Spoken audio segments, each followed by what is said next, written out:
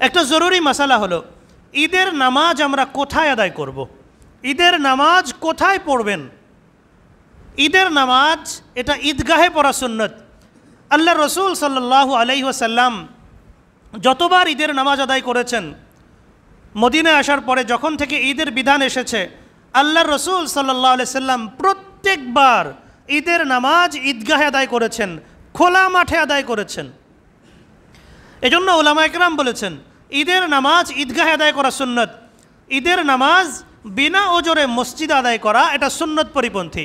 যদি ওজর হয়, বৃষ্টি হচ্ছে অথবা অন্য কোনো সমস্যা, এমন যদি হয় মাঠে নামাজ আদায় করার পরিস্থিতি নেই, মাঠ কর্দমাক্ত, এখন বৃষ্টি হচ্ছে না কিন্তু বৃষ্টি আগে হয়েছে এবং মাঠে জায়নামাজ বিছানো যাবে না, এমন যদি হয় তাহলে আমরা মসজিদে নামাজ পড়তে পারি।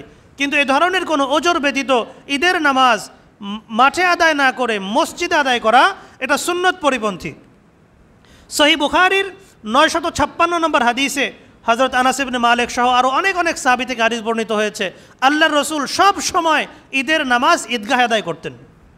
আর ইবনে মাজাহ শরীফের 1313 নম্বর সিরিয়ালে একটি হাদিস বর্ণিত হয়েছে, নবীজির জীবনের একটি মাত্র ঘটনা উল্লেখ করা হয়েছে যে একবার ঈদের দিন বৃষ্টি হচ্ছিল, মাঠে নামাজ আদায় করার মতো পরিস্থিতি ছিল না, আল্লাহর রসুল সাল্লাল্লাহু আলাইহি সাল্লাম তখন সাহাবীদেরকে নিয়ে মসজিদে নামাজ আদায় করেছিলেন।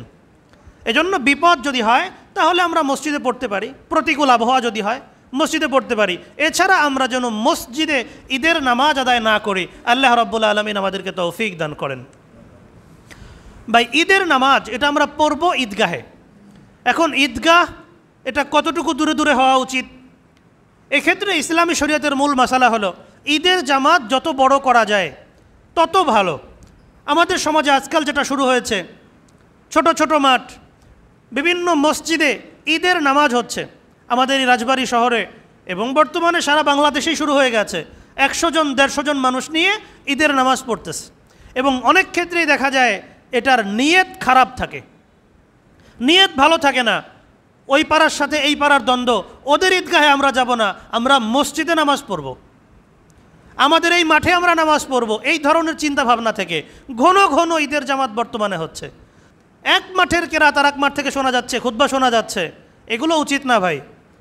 আমরা বড় বড় জামাতে শরীক হওয়ার চেষ্টা করব। আমাদের এখানে বড় মাঠ আছে, এখানে নামাজ হবে, আরও যেখানে আছে সেখানে নামাজ হবে। দলাদলির চিন্তা থেকে অথবা অন্য কোনো চিন্তা থেকে ঈদের জামাতের মধ্যে বিভাজন সৃষ্টি করা এটা অত্যন্ত গর্হিত কাজ।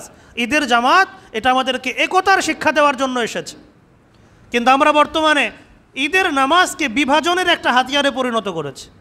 এটা অত্যন্ত গর্হিত বিষয় ভাই। আমরা বিষয়গুলো বোঝার চেষ্টা করি। আমাদের সমাজে ঈদের মাঠকে কেন্দ্র করে নানান কিছু হচ্ছে। ঈদের মাঠ সাজানো একটা জরুরি বিষয় হলো, ঈদের মাঠ সাজানো যাবে কি যাবে না? ঈদের মাঠ সাজানো এর কোনো প্রয়োজন নাই ভাই। ঈদের মাঠটাকে নামাজের উপযোগী রাখেন। যেহেতু আমাদের দেশে নামাজ আমরা কিছুটা বিলম্বে পড়ি, নামাজ যত তাড়াতাড়ি আদায় করা যায় ততই ভালো, কিন্তু আমাদের সমাজে একটু বিলম্বে পড়ার সিস্টেম চালু হয়ে গেছে, আমাদেরকে ওর থেকে বের হতে হবে। অনেক সময় দেখা যায় একটু রোদ চেতে যায়, এখন বেশ গরম পড়ছে, তা আমরা যদি উপরে সামিয়ানার ব্যবস্থা করতে পারি, নিচে যদি ভালো পাটির ব্যবস্থা করতে পারি, যেহেতু গরম যদি ফ্যানের ব্যবস্থা করা যায় এবং ইত্যাদি আরও যে বিষয়গুলো আছে যেগুলো মুসল্লিদের নামাজকে সহজ করবে, মনোযোগ ধরে রাখতে সুবিধা হবে, এই বিষয়গুলো আমরা করার চেষ্টা করি। কিন্তু তা না করে আমাদের সমাজে অনেক মসজিদ কর্তৃপক্ষ, অনেক ঈদগাহ কর্তৃপক্ষ তারা আলোকসজ্জা করছেন। 3-4 দিন 5 দিন আগে থেকে লাইটিং ফাইটিং করে একদম বিয়ে বাড়ির মতো সাজায় ফেলছেন। আমাদের রাজবাড়ী শহরে ঘোরেন, দেখেন অভাব নেই, বহুত মসজিদ এমন হয়ে গেছে।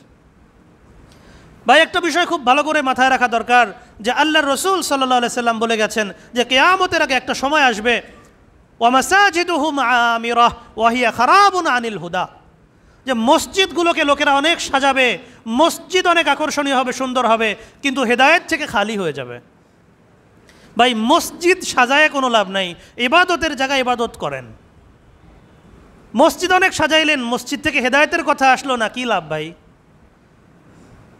আপনাদের অনেক টাকা আছে, ভালো কথা, ভালো একজন খতিব নিয়োগ দেন, ভালো একজন ইমাম নিয়োগ দেন যাদের মাধ্যমে হেদায়েতের কথা আসবে।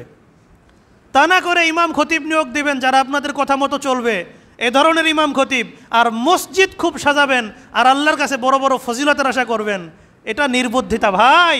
এগুলো করে কোনো লাভ হবে না। আমাদের এখানে যারা আছেন অনেকেই নিজ নিজ এলাকায় মসজিদের সভাপতি, সেক্রেটারি, দায়িত্বশীল পদে আছেন।